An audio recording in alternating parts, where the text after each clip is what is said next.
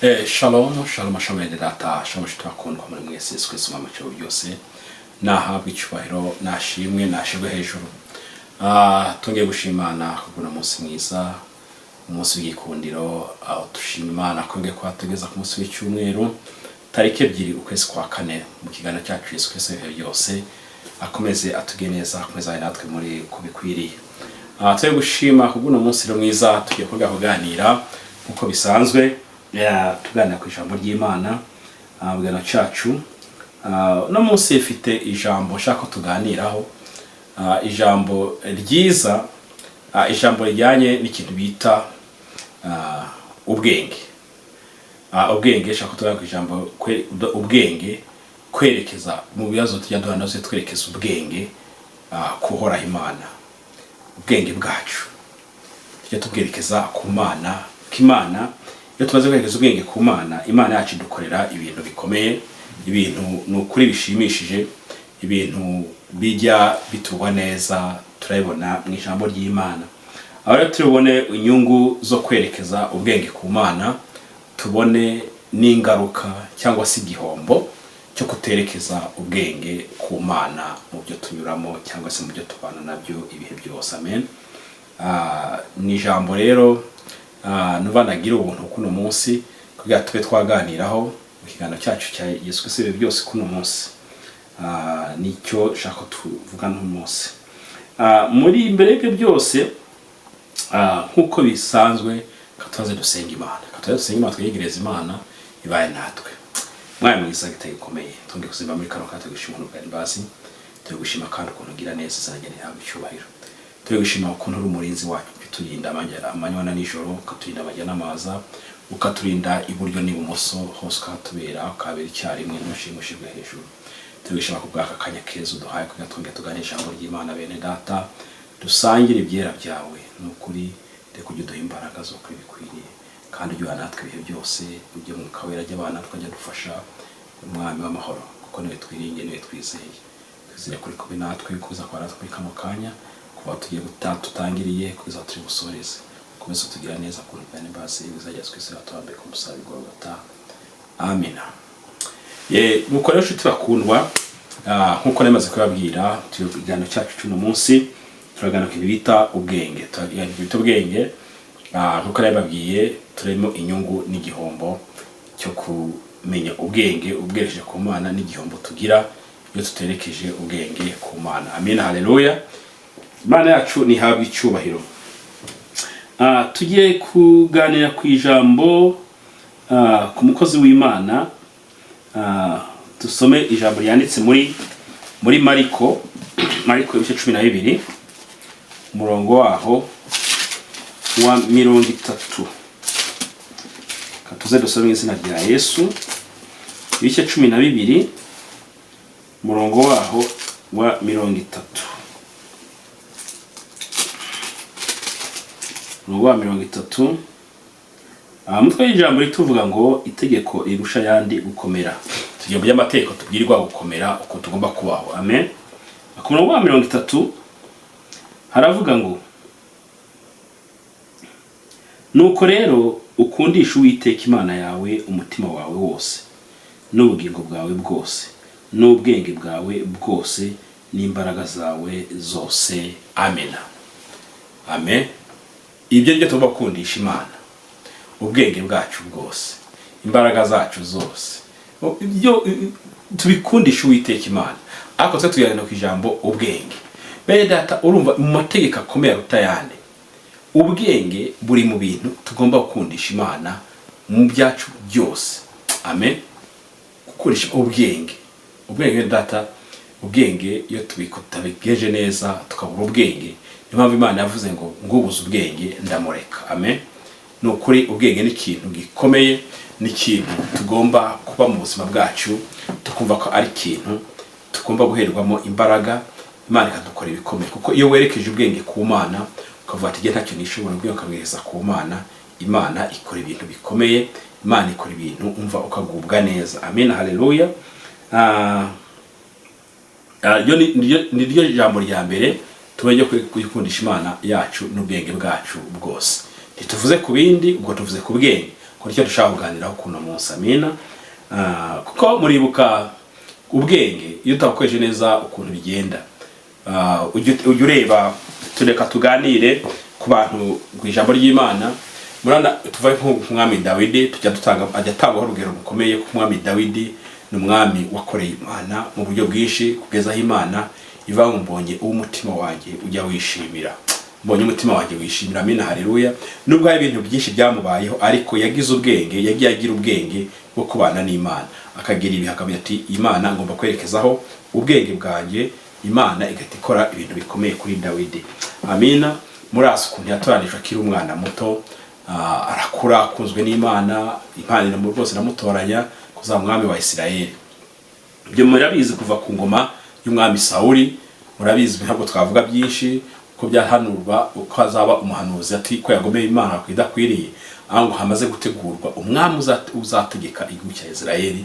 Yari Dawidi yatoranijwe Imana imugira neza. Nukuri Dawidi nubwo yahuye na byinshi, ariko yageze ahagira umutima. Amina. Yerekeza umutima ku Mana, abona ko Imana ariyo ishoboye byose, ari ishoboye gukora ibikomeye, ikaba yamuhindurira ibintu byose bikagenda neza. Amen. Dawidi murabizi byamubayeho, yarwanye intambara nyinshi, zimwe arikoye n'Imana, akora bimwe narataye kugenda bivangavanga ashiramo n'iby'ubwenge bwe. Amen. Yageze akora ikintu kibi gikomeye, yica Uriya umugabo mukuru w'ingabo ze, yamwicisha kugira ngo arongore umugore we yamukunze. Muswa namutiye n'icyo gihe abyaraho umwana, ariko umwana yaza gukura kubera igihano Imana yari yamuhaye. Iravuga ati Dawidi ntakoze n'amahano rwose, ubwenge bwawe bukoresha ibidakwiriye, ariko uya mwana uzamurebesha ijisho ntuzigere umurera. Umwana yaravutse, ariko umwana azapfa yamaze kuvuka kubera yakoze ibidakwiriye, yagiye mu by'ubwenge bwe. Ariko Dawidi yakunda kwegera Imana cyane, bwaho n'ibibazo yagerekeza ubwenge ku Mana, ati Imana umbabarira, akamenya no kwicisha bugufi. Niyo mpamvu n'amagingo n'ubu Dawidi ni umwami ukunzwe mu cya Isirayeli, kubera n'umwami bajya bafata urugero rwo kumenya gusaba imbabazi iyo wakosheje ukakora ibidakwiriye. Dawidi icyo kintu yaragishoboye. Niyo mpamvu iyo dusomye hariya muri Zaburi ya 51 ku murongo wa 6 no tubona Dawidi amaze gukora ibyo byose, abona byose yarashayishije, ariko avuga ati Mana agarura ubwenge ku Mana. Atagesa Imana ati Imana ndashaka ko undemamo umutima mushya. Amen, haleluya. Imana irabikora, Dawidi rwose arabarirwa, ibintu bigenda neza. Ariko umva ko amaze kugarura ubwenge ati Imana undememo umutima mushya. Imana yacabwa icyubahiro. Imana yacabwa icyubahiro. Imana ni y'urukundo, Imana ni imbabazi ibihe byose. Iyo werekeje ubwenge ku bwawe ukavuga ati Imana niyo ibishoboye, nta kindi kintu, bihita bigenda neza. Amina. Rwose aho ni ikintu gikomeye. Nabonye ko tugomba kujya tubana n'Imana mu bwenge, wibuka ko Imana avuga ngo ubuze ubwenge ndamureka. Buryo udakoresha ubwenge neza, Imana irakureka ibintu bikazamba. Amen. Hamugavuga ngo wasubijwe abasenze ntiwasubizwa, kubera ariko wabuze ubwenge. Iyo udakoresha ubwenge ngo ubwerekeze ku Mana ukajya gusaba usaba nyine, nta bwenge werekeje ku Mana, mwene data nta kintu ushaka kubana, ntabwo ushaka gusubizwa. Ariko iyo waje kwerekeza ubwenge ku Mana ugasenga bikwiriye, urasubizwa. Amina, haleluya. Reka turebe nk'undi rugero ku bintu by'ubwenge. Iyo umuntu yakoresha ubwenge mu ruhande rwe akabukoresha uko yishakiye, agakora ibye uko abitekereje, umva ukuntu bita bigenda. Nk'umwami gadufate nk'umurugero nk'umwami Nebukadineza. Umwami Nebukadineza hariya muri Daniyeli 4 ku murongo wa 25 dusomye n'umurongo wa 33, niho havuga ibyo ukuntu Daniyeli hamwe Daniyeli ku Nebukadineza yishize hejuru. Reka dusome, tuhasome muri Daniyeli ibice 4. Daniyeli ibice 4 umurongo waho ni wa 25.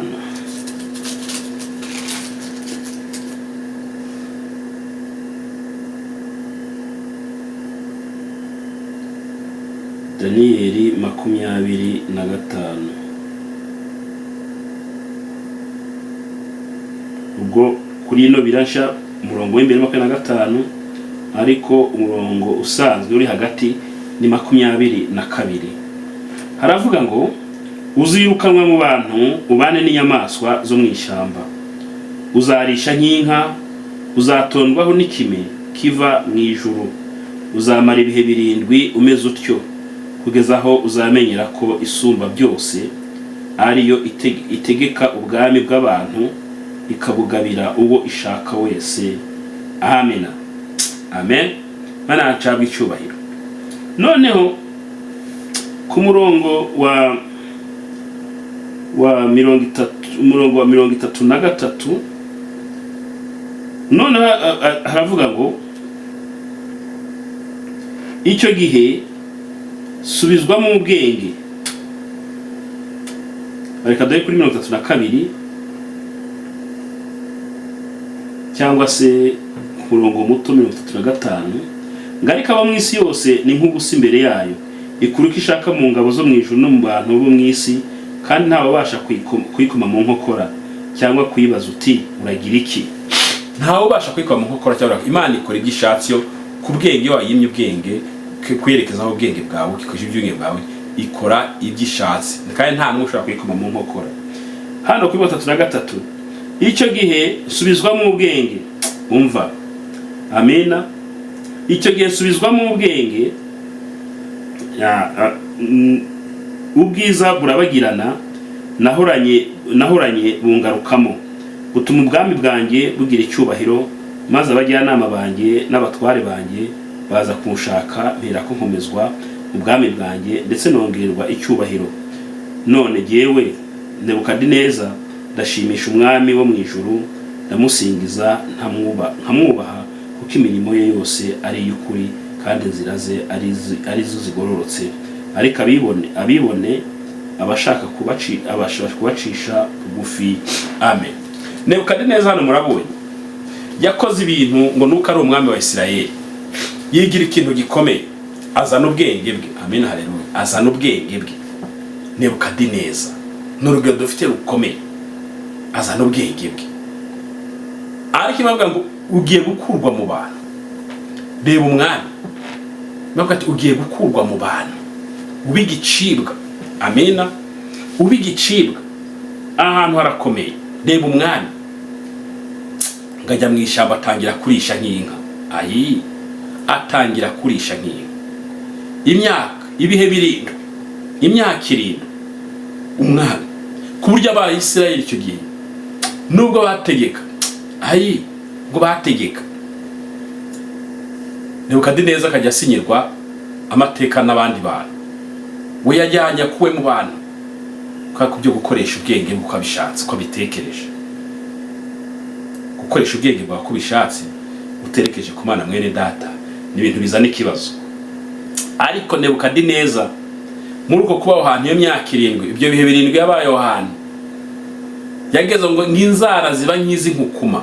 Igo mu cyongereza baracye kinyoni y'abanyamerika afite mu gishushanyo cyabo. Igo inzara gifite, inzara ziba nk'izi nkukuma. Hagira arigaya n'icyo gihe abatanga kwitekerezaho ibintu yakoze ibyo ari byo kugira ahabwe igihano nk'icyo. Ariko abatware mu gihugu cye ngo baramwubahaga, bavuga ati ni umwami wacu ko biri kose, ntabwo ari mu gihano Imana yamuhaye, tugomba kubyubahiriza.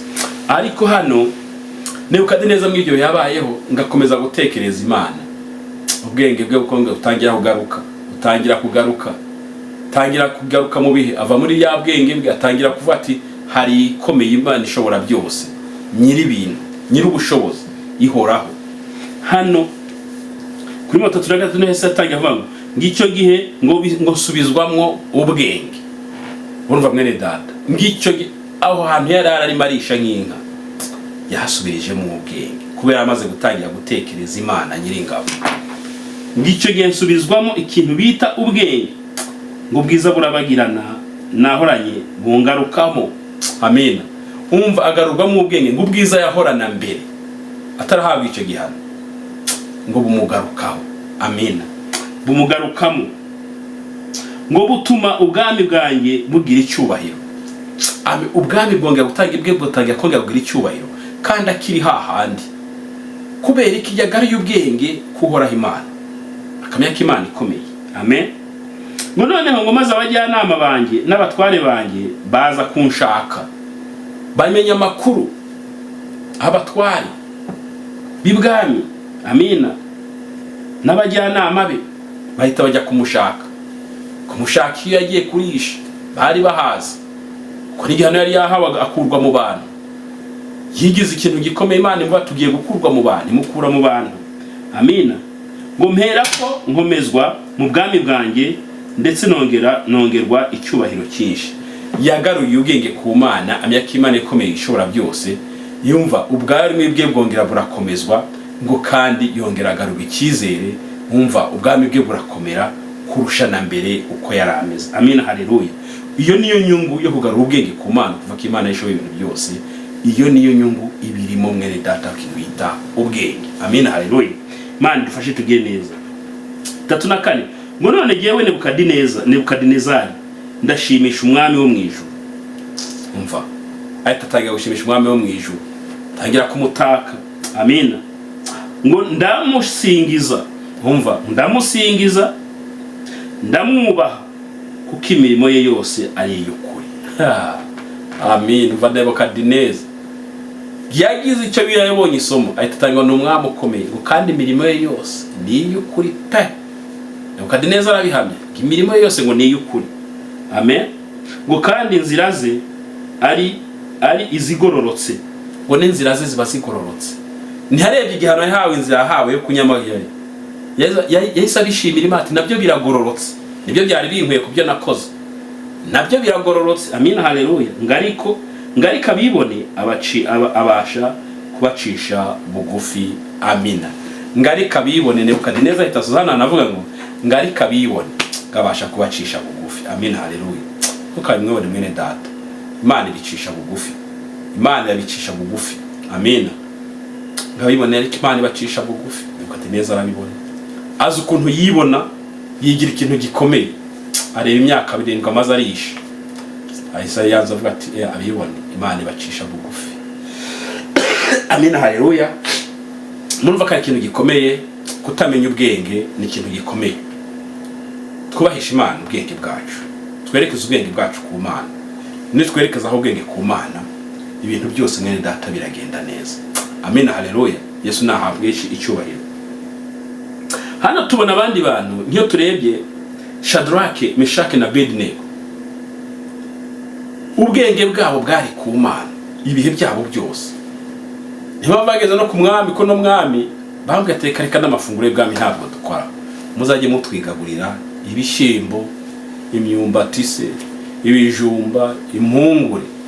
Twe nibyo twimenyereye, ayo mafunguro y'ubwami ntabwo tumenyereye, kubera ko ubwenge bwabo bwari ku Mana. Ariko amaze kubumba ikibumbano cyo gusenga ngo bacyunamire, reka ndushaka kunamira ikibumbano, ntabwo ushaka gufukamira ikigirwamana. Tidufite Imana dukora y'ukuri, ubwenge bwacu niho buri. Bamaze kuvuga ngo abatazunamira ngo bazajugunywa mu muriro, ngo mwitane ryaka umuriro ukomeye. Ariko aba bene data Imana ibahamugisha aho baruhukiye. Burya izi ni inkingo zabaye inkingi z'ijambo ry'Imana. Baramubwira umwami atumva uriya muriro nubwo twawinjiramo, ngo Uwiteka Imana yacu iradutabara. Umva umuntu afite ubwenge yerekeje ku Mana, nibiri imbere muteye ubwayo bona ko ari ibintu byoroshe, simple. Ati nubwo twawinjiramo uriya muriro Imana iri budutabare. Amina. Imana iradutabara, baracabwa icyubahiro. Bongera kandi mwumva umuntu afite ubwenge buri ku Mana, ngo kandi nubwo itadutabara nshuti, nubwo itadutabara muri kano kanya, turemera dupfe ariko tuyipfiriye. Ariko ndashaka gufukamira Bayani, ndashaka kunamira igishushanyo. Amen. Bizeye ko bari buvemo ari burindirwemo, ariko ngo nubwo batarindwa ngo bagapfa, ntibashaka gufukamira igishushanyo kubera ubwenge bwabo buri ku Mana. Amen. Ariko bene data, umuriro barawinjiye, bawuvuyemo ngari abasore bashimishije, Imana yobarindiramo. Kubera iki? Ubwenge bwabo bwari ku Mana, Daniel mu rwobo rw'intare Imana imurindiramo kubera ubwenge bwari ku Mana. Intare zishonje zimaze ibihe zitarya bamujugunyamo, ariko Imana imurindiramo kubera ubwenge bwari ku Mana. Amen, haleluya. Twerekeze ubwenge ku Mana bene data. Imana idukora ibikomeye. Twerekeze ubwenge ku Mana.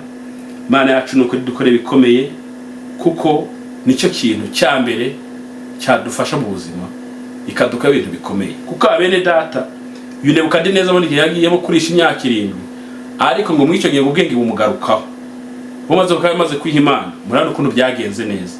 Abasore bene data Shadraka, Meshaki na Abednego, ubwenge bwabo bwari ku Mana, ibakijijwe umuriro, gushirwa mu itanure ukavamo nta nakantu kagize kagukwabuye.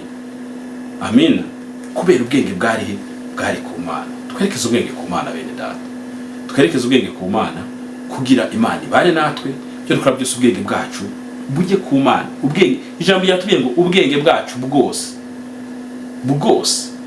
bujye ku Mana. Mana yacu ni ijambo icubahiro. Undi twafatiraho urugero Samson na Delila. Samson abo yakoreye Imana mu bihe bikomeye, arwanira ubwoko bwa Isirayeli, arwana n'Abafilisitiya ibihe birebire. Samson yamaze imyaka 20 hafi n'3 arinze ubwoko bw'Imana, arwana intambara. Amina, ariko nako yageze aho ubwenge bwe bujya mu bindi. Mana idufashe kukizakurwamo amaso. Yoyi, Mana yacigira neza, akurwamo amaso. Ariko ngo gupfa kwanyu mu munsi wa mbere, ngo yageze atange ngo Mana ndakwingiza ngongere umugaragu wawe. Uruza Samson murazizi, ngero umugaragu wawe akajya asenga nubwo yavanywemo amaso, akajya asenga ati Mana ngero umugaragu wawe nagucumuyeho, ariko ngero unyibuke. Kugeza Samson ngo ibihe byose byajya bibaho, Samson ngo ajya yitekereza bati narahemutse. None ngo azabagira Abafilisitiya bakora iminsi mikuru, bashaka kuzamwiginaho rwose, bamwiginaho insinzi, bamwiryaho ibintu bikomeye, ngo tuzamuzana. Ujyamana bagerageje kina filime ze, tuzamuza tumuryeho umunyenga, tureza mbaraga ze yiratanaga rero ko byahindutse. Amina, ariko ntamenya ko yatangiye kongera kwerekeza ubwenge bwe ku Mana, avati Imana yagucumuye. Igihe cye kigeze, umunsi wa nyuma, wa munsi mukuru ategurwa, Samson baza kumuzana ngo baramutumiye, baza kumwiryaho, kumwishimaho. Amina, uzi kwishima ku muntu amaze kongera gusubiza ubwenge ku Mana, muhura n'ibikomeye. Imana yacu idufashe, muhura n'ibikomeye. Bahuye n'ibikomeye. Yagiye Delila ati Delila, umbabari unjyane ku nkingi 2 za hano hantu ndazizi. Amina, atakibona. Abwira Delila ati ntabwo nkibona, ntabwo namenya aho ziri, ndakwinginze hangeze zya nkingi 2. Yibuka iyasenye ibisego bya Dagoni mu Bufilisitiya, yibuka inkingi yazamuye azivana mu Bufilisitiya, ariho hitwa muri Gaza y'ubu ngubu, ngazizamura Yerusalemu, jya kwereka Abisirayeli do babanzi bacu n'urusengero rwabo twashenye, dore inkingi zarwo twazizanye. Samson azivana mu Bufilisitiya hano hasi muri Gaza, azizamura umusozi azigeze Yerusalemu. Umunsi yongera kwibuka ati Mana umugaragu wawe unyibuke.